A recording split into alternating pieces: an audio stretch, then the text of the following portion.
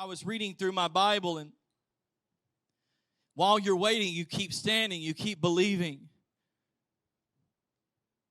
You keep knowing that God is able.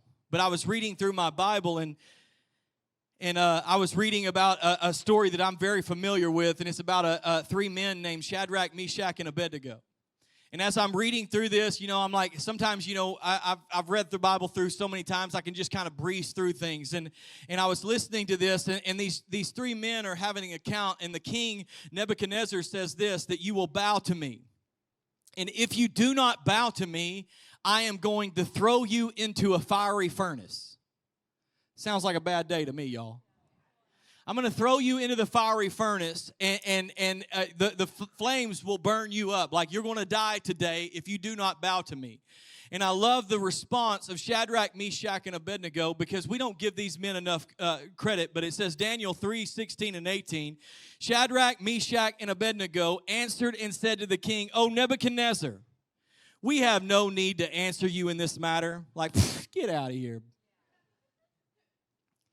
If that is the case, if you're really going to throw us in the fire, if you're really going to try to burn us up, if you're going to kill us for not worshiping you, they go on to say, our God whom we serve is able. Somebody say, God is able to deliver us from the burning fiery furnace. And he will. Somebody say, he will. He will deliver us from your hand, O king. But this is where it hit me. But if not.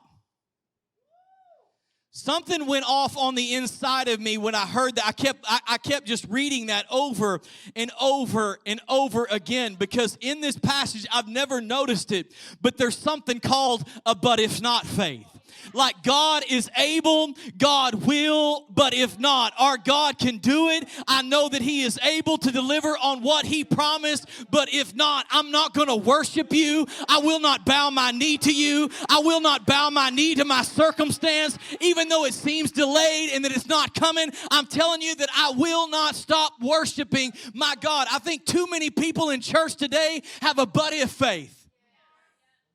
Well, but if God shows up and gives me my dream spouse, then I'll worship God. But if God shows up and gives me the promotion, then I'll continue to worship God. But if God shows up and delivers on what he promised me, then I'll show up to church and I'll serve and I'll help and I'll do whatever he asked me to do. But I'm telling you that I feel like it's time for people to stand up and say, I got a but if not faith. I'm not worried about what God does. I will praise my God. I know that God has already done enough for me. God has already done enough that even if he doesn't do another thing for me, I'm going to continue to praise and I'm going to continue to glorify. I'm telling you that men and women before us have had a but if not faith. There was a great man named John Haller who preached faith all the days of his life up till he could not speak anymore. And the last time I saw him, he looked at me with his blue eyes, and he said this. He's dying from a rare kind of Alzheimer's. And he looks at me and he says, son, I want you to know this. No matter what happens to me, don't let this change your faith, and don't let this change what you preach. You keep preaching faith. And in that moment, I said, yes, sir, I'll keep preaching faith. And he died in faith. And I'm telling you, there's so many people in our lives that have gone before us that have died in faith. I think they have it for me in Hebrews 11:13. I love this. All these people died still believing what God had promised them. They did not receive what was promised, but they saw it all from a distance and welcomed it. I'm telling you, there's a but if not faith that's being stirred in the church today, that it does not matter what happens to me, I'm going to continue to worship my God.